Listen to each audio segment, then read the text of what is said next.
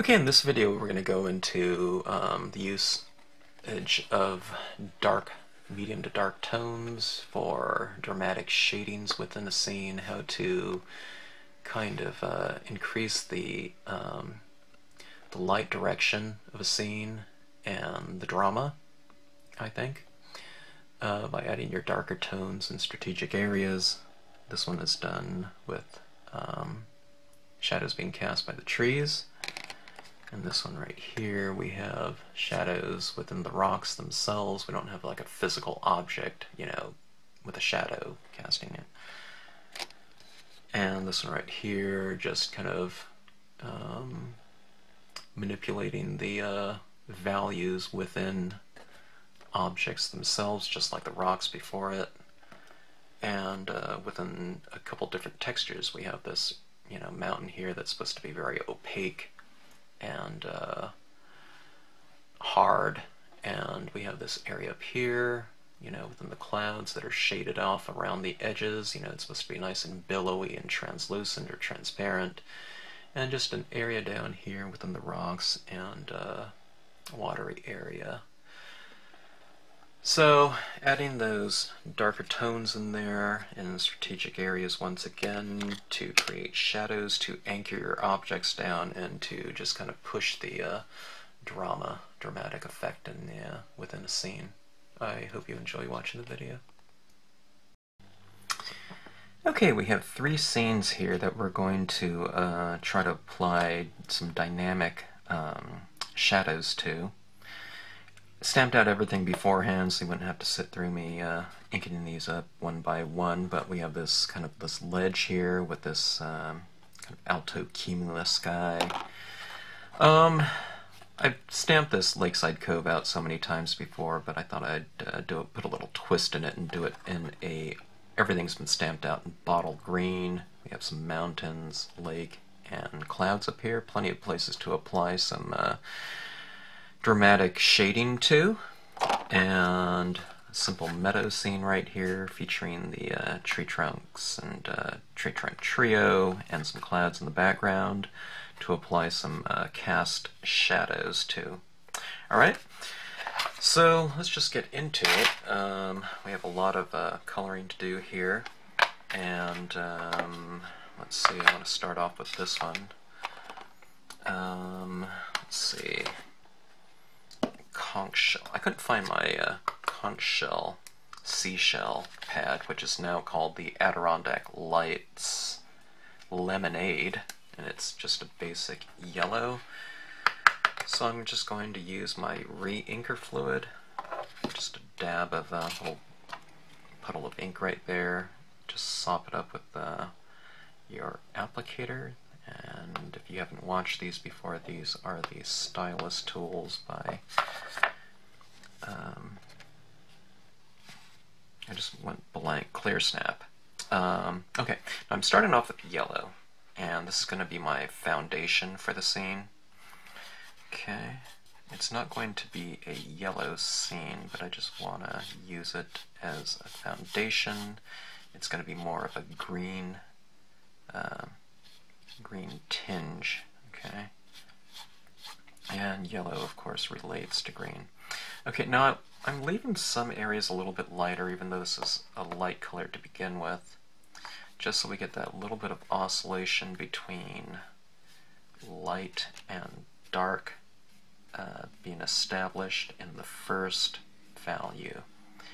I'm going to be using various shades of green and brown for these trees right here, and I think in the sky I'll go with a blue. Okay. This grassy texture down below is called Sedge filler. Alright. Browns also can go right over the top of yellow, so what I've done right here is I've established kind of a relationship, a foundation relationship between the trees and the grass by using the same base color on them. Okay, now in the end result, I don't know if you'll see very much of the yellow anymore, but it's providing a base color, and that's going to provide a lot of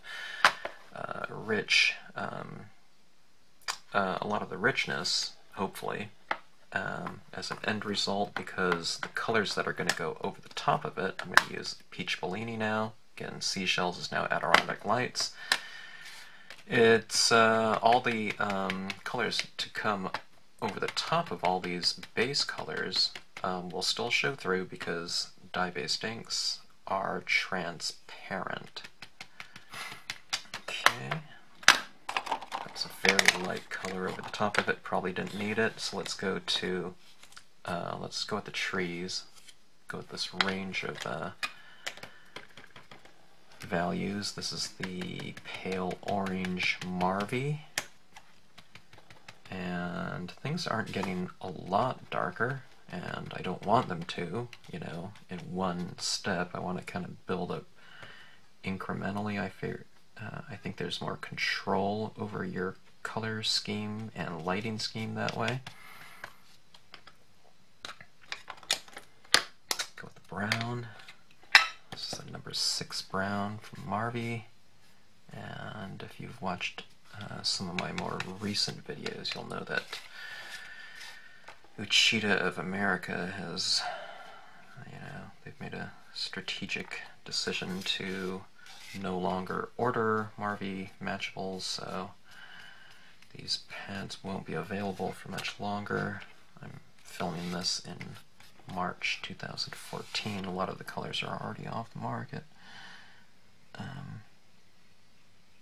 as far as I know.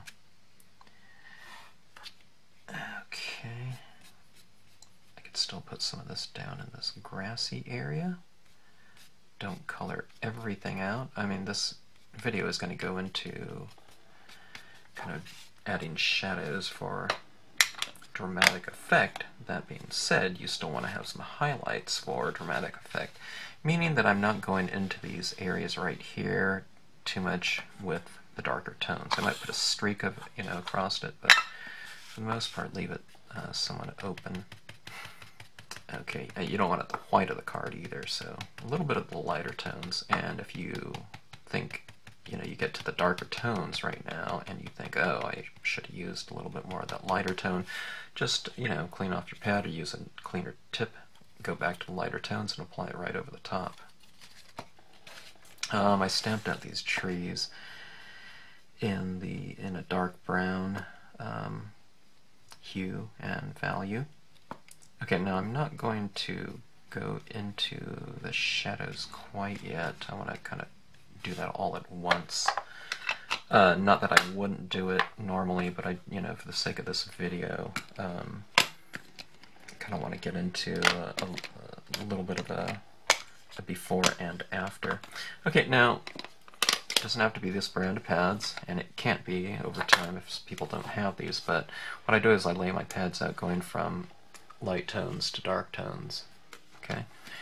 And that's the progression that I'm going to use when applying the ink to the card, alright? So I'm starting off with the lighter one.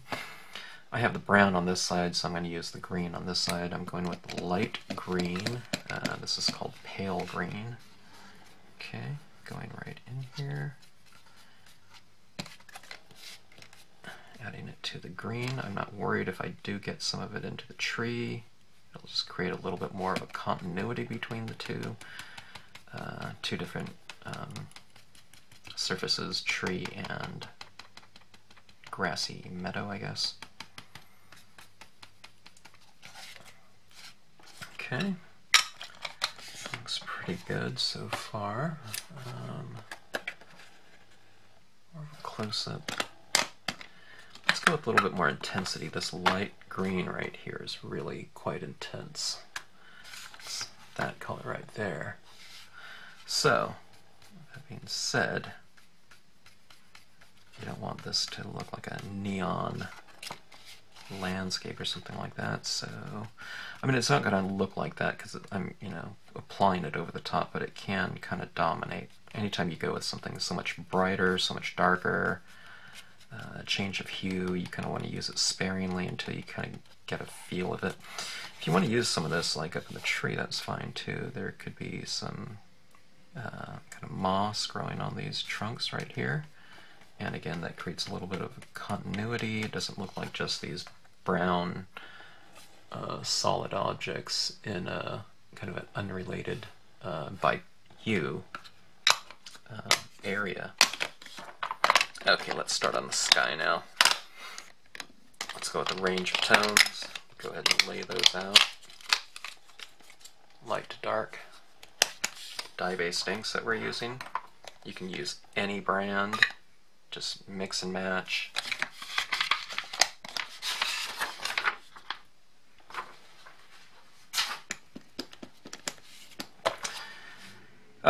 Okay. I'm kind of rushing through here because I have 3 colors to get to, or 3 cards to get to. Let me see here. Let's go back to the Ocean Aqua here. Ocean Aqua has a bit of a thicker consistency. Let's apply that in here. Okay. What this is going to do... See this?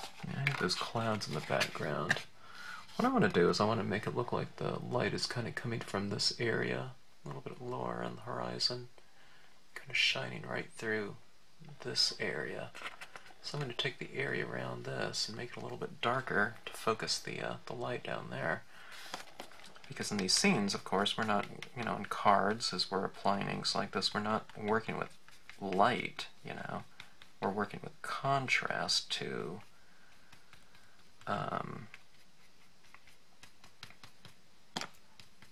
represent light.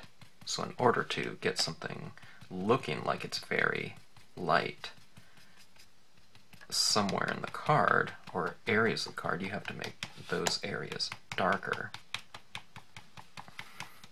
Okay. Blues and greens and yellows create a nice harmony. Of course, blue and yellow mixed together forms green, so you can bring some of this blue from the sky down into the grass. And you're creating continuity between the sky and grass now, or the sky and the land. Okay, now that looks okay. Alright, there's color up here. We have a lot of,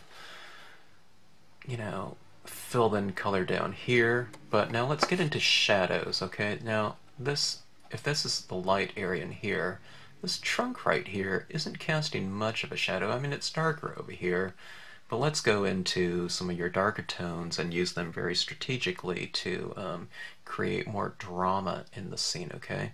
Now, like I said, some people just like it, a scene like this, it's more lighter, it's more pastel in terms of tones, and that would represent kind of a different type of day. Let's get into this now and see what this could look like, just for an extra little bit of drama, or a lot of drama.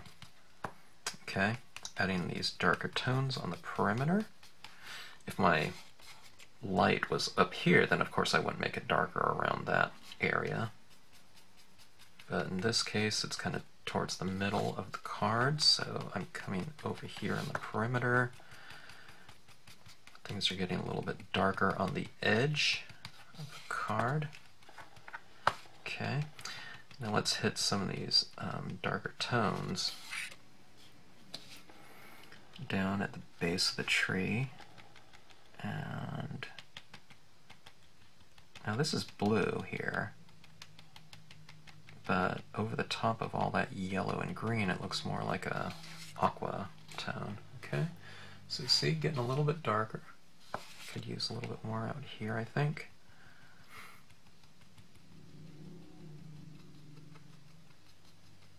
Okay.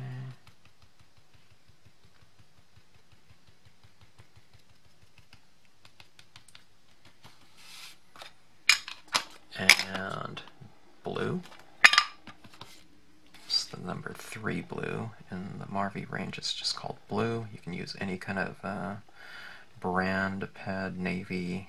In the Adirondack line, there's a beautiful dark blue called, oh boy, I think it was denim. Okay, but anyways, these trees are starting to cast more of a shadow now as I get into that. Okay, why not use deeper tone greens now? Okay, I have a green or a pine green. Let's go with a little bit more of a pine green. I think down here in the grassy area, putting at the base of the tree. By doing these shadows, what you're saying too is that, you know, these trees are opaque. Light isn't shining through them. You know, so they're casting shadow. Here's this other tree back here in this lighter area. Let's go and streak a little bit of tone down in that area so that those trees are also casting shadows. You can even do a little bit up here on the hill for these background trees. Okay, like to casting a shadow. What it does it as well in terms of adding these shadows is it anchors these solid objects into the scene. Otherwise it can kind of look like they're floating a little bit, okay? See how that's kind of coming around? I'm not trying to get into the shadows quickly. I'm trying to be quick in stamping the scene, but I'm building up my colors nice and incrementally. Now this is brown going into the grass. I don't like my grass typically to be just all green. I like a little bit of brown in it to kind of kind of mellow it out a little bit, and I just think it's a little bit more realistic looking than having a super hot green. My next, well, one of these next scenes that I do, I'll do kind of an emerald green scene just for, you know, a different look. But if I'm trying to go with more of a rich grass area, I do like using the browns in there. Okay, coming around, you see how that tree is casting that shadow down there? I just went with the number 6 brown here from Marvy. Now let's go back into the color that I stamped my trees in, dark brown. And let's use that same color as an anchor color, an anchor value, I guess, too. You know, we're talking about shadows. You notice how I'm always changing my card around to have the most convenient access point. If I want to get up here, I'm switching this around like this, so I can just stamp right here, right in front of me. I don't always have to have the card upright and, you know, in the position that it would represent. Okay. Putting a lot of tone on this side of the tree, because light's coming from this side. Okay. Anyway, shadows down here. I retain that light down here. Okay, so adds a little bit more drama and I don't know, maybe a more three-dimensional look to it, I would think. Most of these things I kind of already stamped out everything, but let me see here. I might finish these off too. It needs some, I don't know, maybe some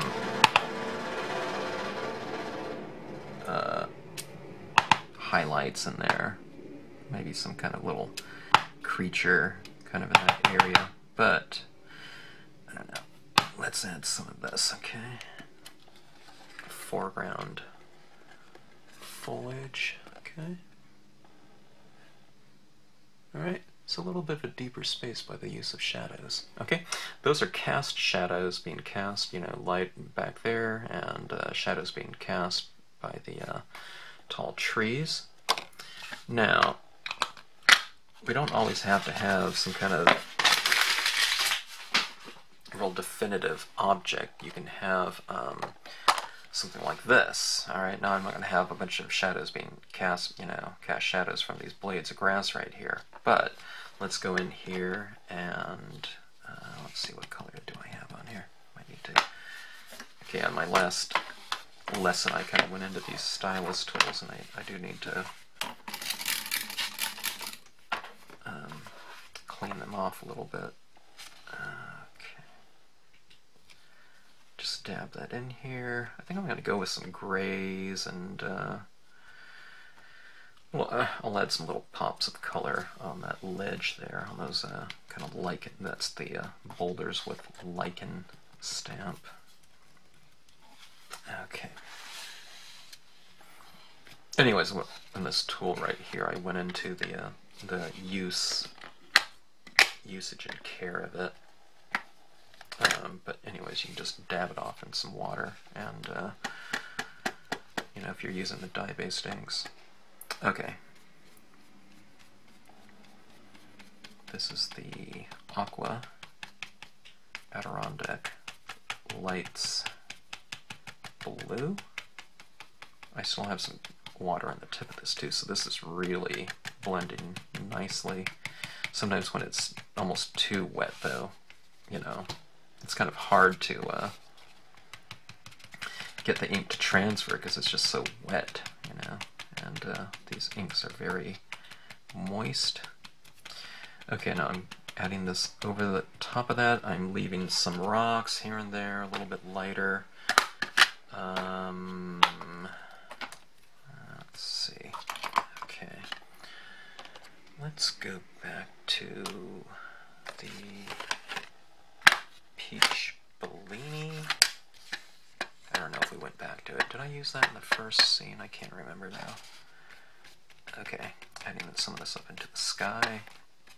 We don't want to have, just a completely different set of inks being used in the sky than on land. So, what I do is, this is one of the lighter tones, bring some of that into the land to create continuity, again, between the different areas of the scene. Okay, and it's not as if it's going to look real peachy down here because we already have all that blue down there. Again, this is just kind of a foundation and kind of a foundation for the other colors to come. Alright. Let's see. Let's try some. How about some gray? Okay, let's see here. This is the Marvy, just gray, that's all it's called. And I'm going to kind of make the edge of this a little bit darker, just to create some contrast between the ledge and the sky. Okay, but as you can see, there's not a lot of contrast within the rocks themselves right now. It's, there's a little bit of difference in values down there, but it's not really too much at all. So, let's see. Anyways, what I was getting at is I'll add some more contrast in there with the use of the darker tones, and that's where we'll get into the dramatic shading. Okay? So you can have, this surface right here isn't meant to be flat, alright? But when you stamp these scenes out, even though there's dimension to them, alright? In terms of light and dark, you can make it look a lot more dimensional with the use of colored shading, or just additional shading with the use of applied inks. Okay, that was the pale orange, and I'm trying to figure out which way I want this to go up here. Let's do, this is going to get kind of bright here, but let's move into the golden tones. Let's do more of a kind of a sunset, I guess. Sunrise, could be a sunrise. Okay, this is going to be a big swing right here. And I do want to focus on the subject of this video, which is the shadows, but let's do this one here. Let's get into some of this bubblegum pink again. I want to get some nice colors of the sunset coming out. I bring this down here into the rocks as well, bringing some of that colored light down there. Like I said, it's not real light, it's just kind of representational light. Okay, bubblegum pink, brilliant brilliant yellow. It's kind of an orangish yellow. Okay. We can bring some of that down into these rocks as well. Okay. Alright. Now, there's your kind of pastel tones. We have, let's see. I need to, okay. Kind of got dark there in the video. This isn't, but anyways, pastel tones, orange, pinks, greens, a little bit of blue down here. Alright, now let's add some dramatic shading to this, okay? So let's go into the mid-tones, darker tones, and hopefully make the lighting in this seem a little bit more dramatic, and also the forms to be a little bit more dimensional. Yeah. Okay, this is ochre.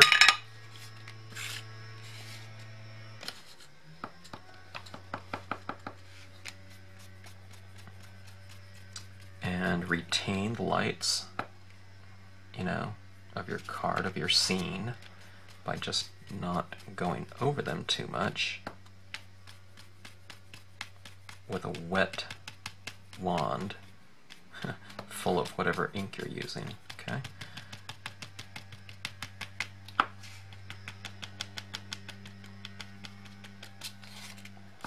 Okay, getting kind of bright there. Bringing some of that brightness down in these rocks.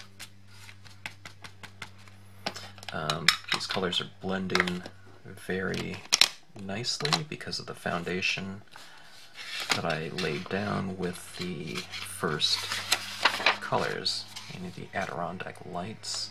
They're very light and slippery, thick inks.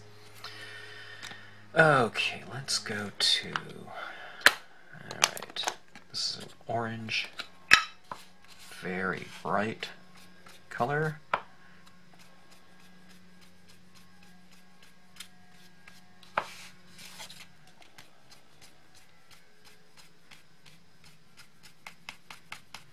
We can bring some of those brilliant golden lights down into the rocks. Okay.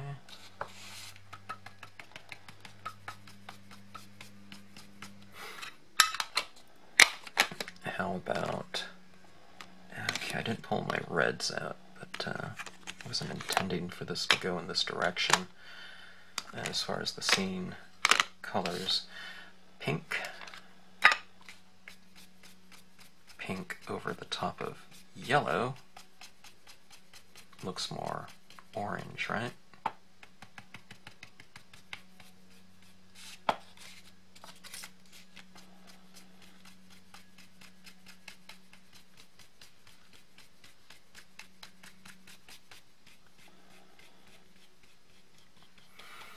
And I'm not scrubbing with this tip right here, my stylus tool. I'm just kind of dabbing it down, and I'm, you know, to get deeper saturations, I'm making more passes with a very light touch, okay? This is plum, I believe. Nope, wine. Kind of a little bit more of a subdued, kind of burgundy hue. Alright. See, as I get darker,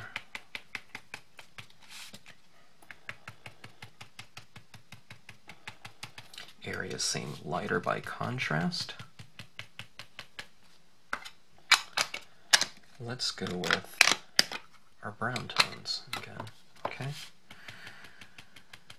I just re-inked this brown, so it's really, really juicy. Okay. I almost have to just use dabbing, because when I do that, it adds down, but when I streak across at this point in time, the pulp of the paper is getting kind of saturated, so if I wipe, it's just wiping the ink right off of it. Which is kind of what you want. You want, you know, your page to be fairly moist when you get into your darker tones so that you have a lot of control over them. That way you don't get any harsh, you know, shapes like that. See? It just blends right out. Okay?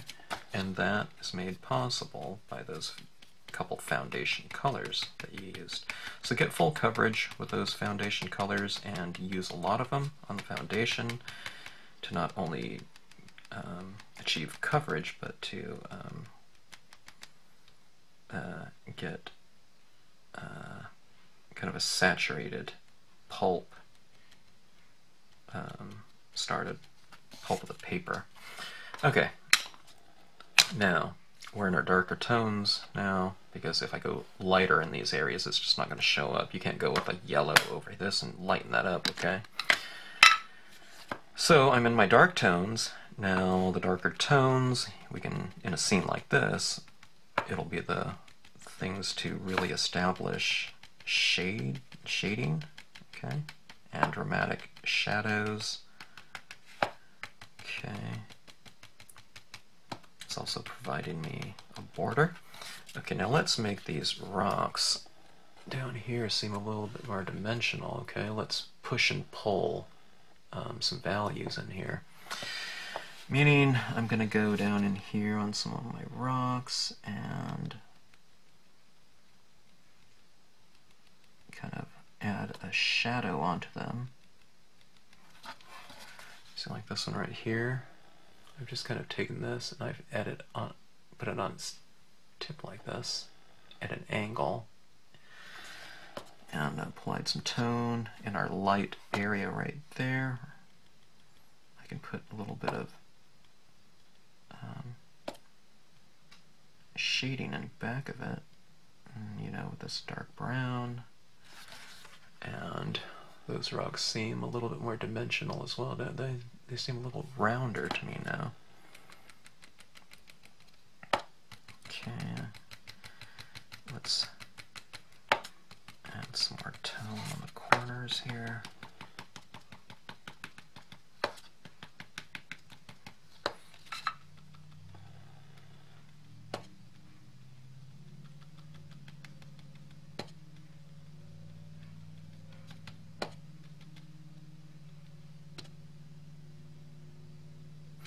I'm doing the same for a lot of these rocks in here. Okay. Just adding some shading, kind of, you know, on the base a little bit, making them look a little bit more rounded. Okay, and I stamped these rocks out in black, so I'm going to end my shading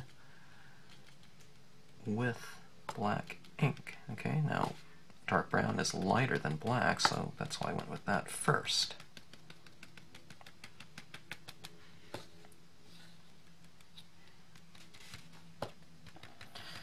And shadows too.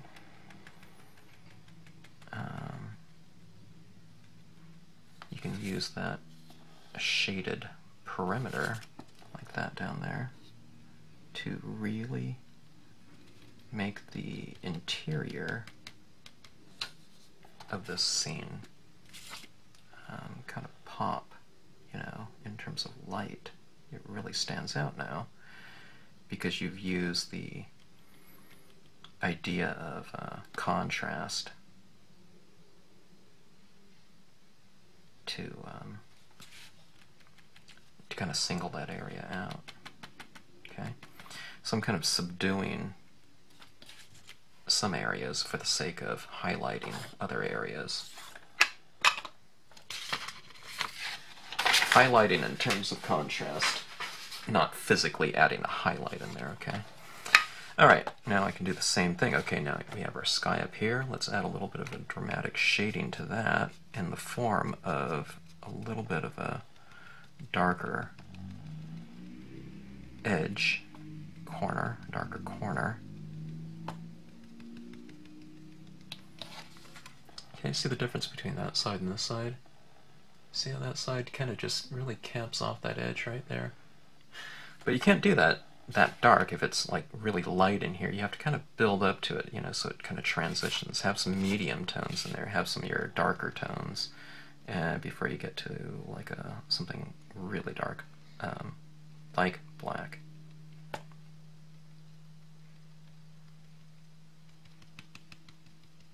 Now, one of my favorite things to do in scenes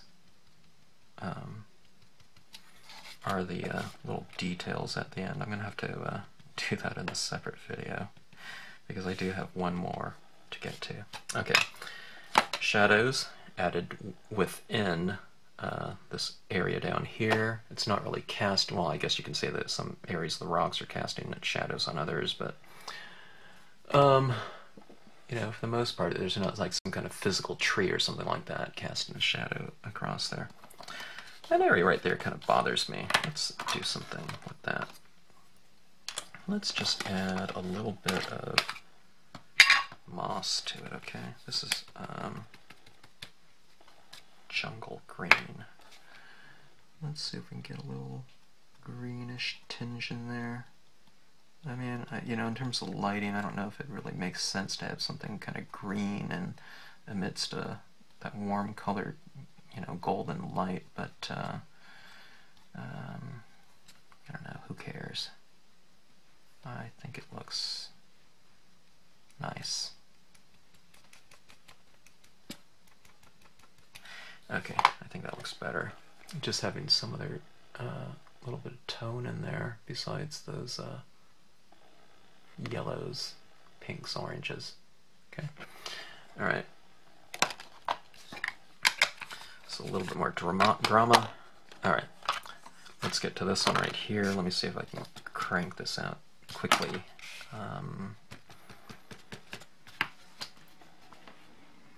Let's move through a series of yellows through kind of like an emerald green color scheme,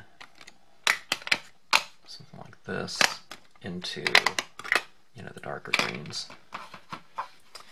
Okay.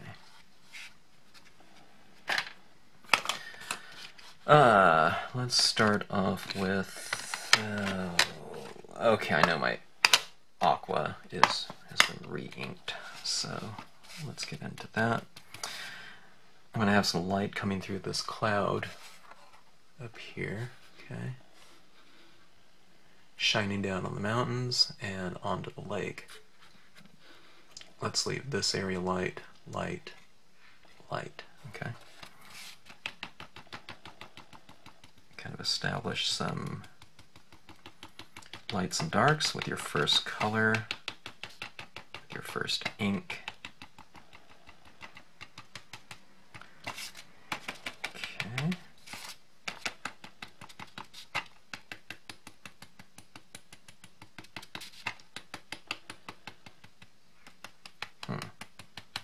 Kind of like this combination. That's I stamped everything out in bottle green, and again, this is just the aqua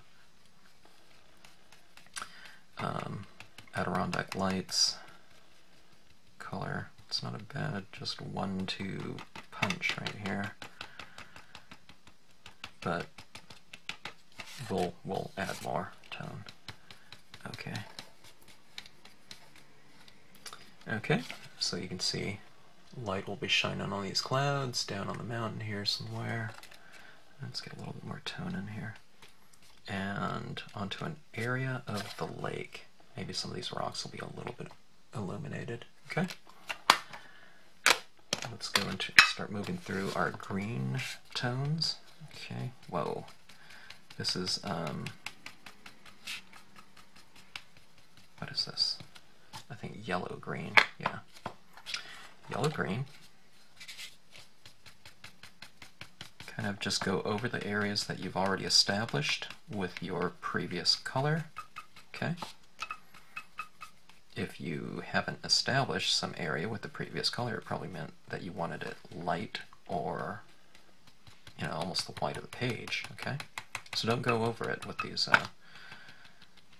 other colors. You know, for the most part, if I want a streak of that color across there, go ahead.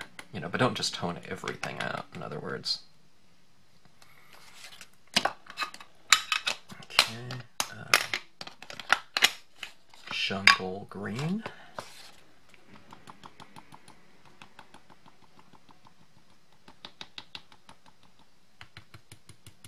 There's a lot of ink on that pad.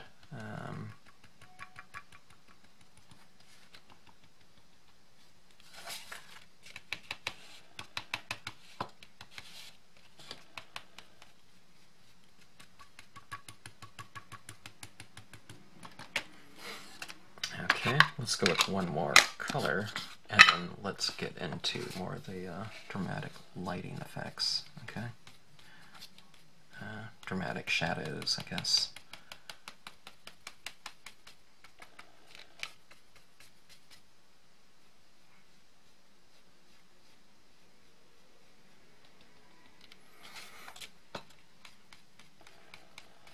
Kind of using a light touch, swiping it across. Swiping in one direction, and I say that because I just got into that this color box tool video yesterday. Okay. Okay, as a kind of an initial layering of several colors, but it's really missing kind of that impact and kind of zip that we want in a scene, right? So let's get into this now. Let's add some different types of shadows up in the mountain, in the clouds, and in the foreground lake area.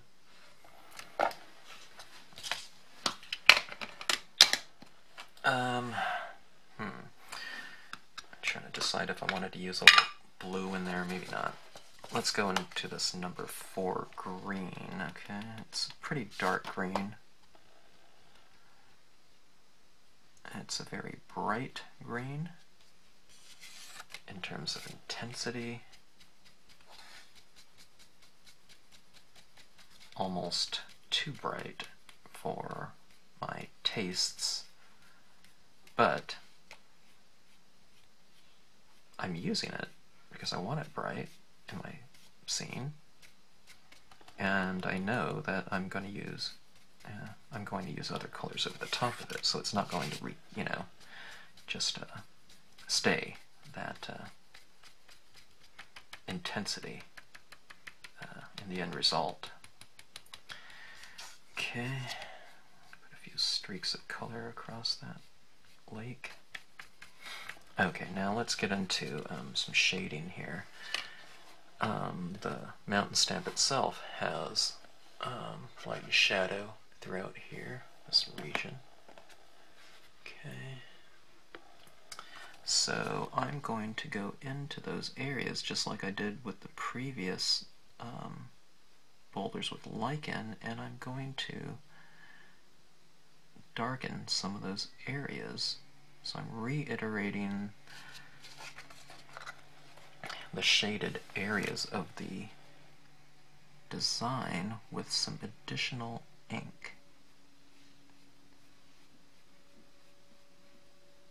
And it kind of gives it a more rounded feel, three-dimensional feel.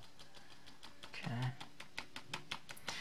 Okay, now same thing down here in the lake. Shadows down here being cast by the trees. In the image, let's go into it and add additional tone in those areas. Okay, that.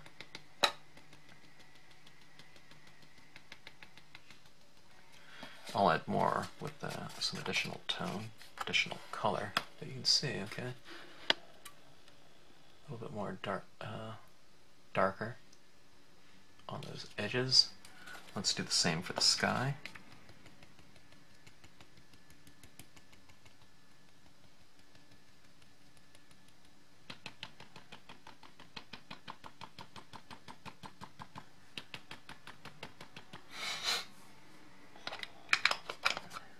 Okay, let's move into our bottle green. If you stamped out the images in bottle green, I would recommend using the bottle green.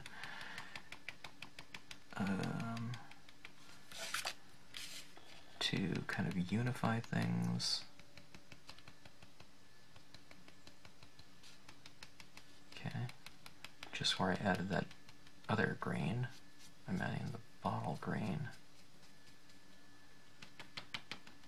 But I have to be careful now too, because this is so dark of a color.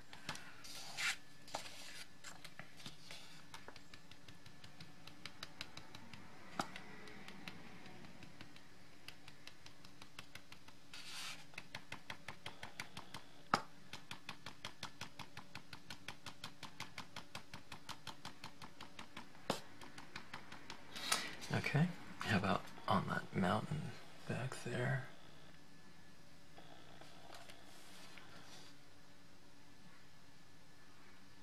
Sometimes to get more control over your application in kind of more detailed areas with the darker tones, what you want to do is you want to just blot that off a bit. I haven't re-inked this after I went around there, so there's not a lot of there's not a ton of that bottle green on this tip here, so I have a lot of control over it.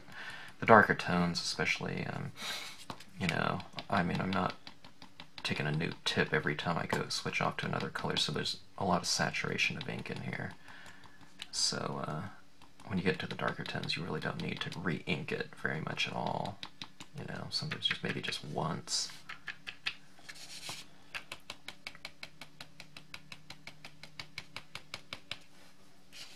Okay, getting more dramatic lighting in there. Sometimes I don't go to black.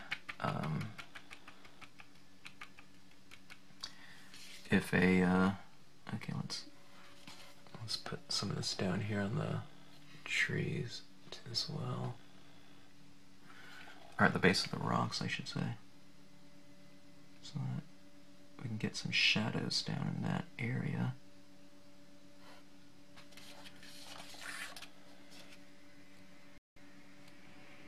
And that will, again, it kind of anchors the imagery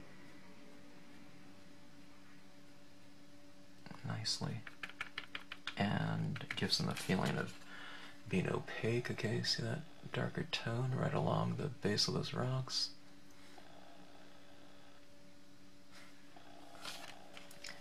And if we reinforce light coming from that side of the mountain, I don't know, I can look at an image like this and I can put a little bit of a shade, shadow, or of a deeper shadow on that, around that peak.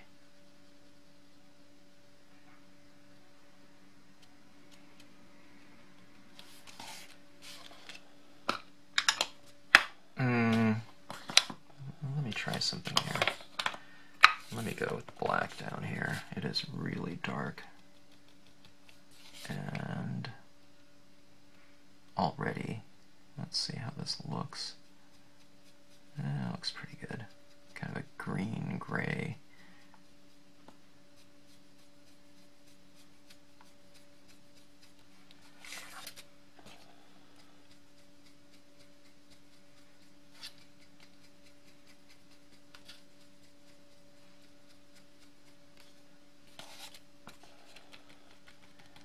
Okay, so a little bit more drama with the use of shadows. Okay, let's see. Let's recap here.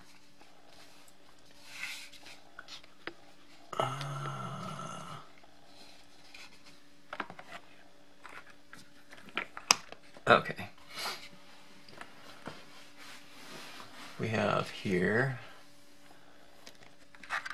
the use of cast shadows for drama and lighting, being cast by these trees, lighting in the background, shadows in the foreground, you know, and shadows also on the side of the trees,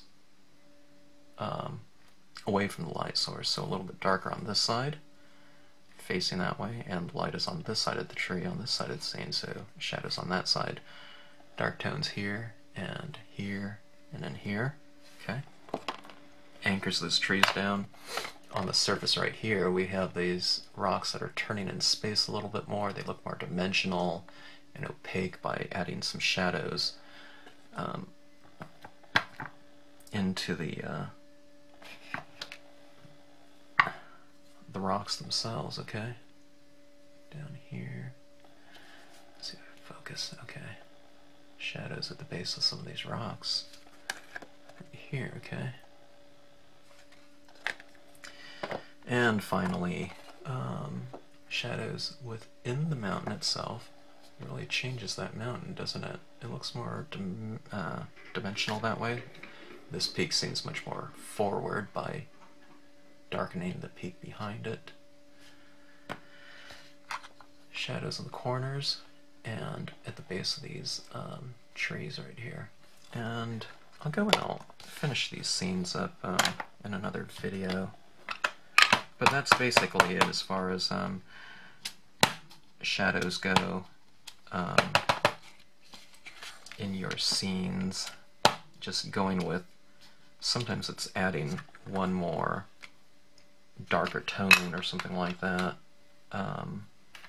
into very strategic areas. Small areas too, those small little areas can make a big difference. Okay, so the darker the certain areas of the card, the brighter the lighter areas are going to seem by contrast, okay? Anyway, I'll add some highlights and some other things in these scenes in a future video, or maybe the next one, I don't know. Okay? Anyways, hope that helps in terms of light and shade, and I hope you enjoyed watching it. Thanks for watching.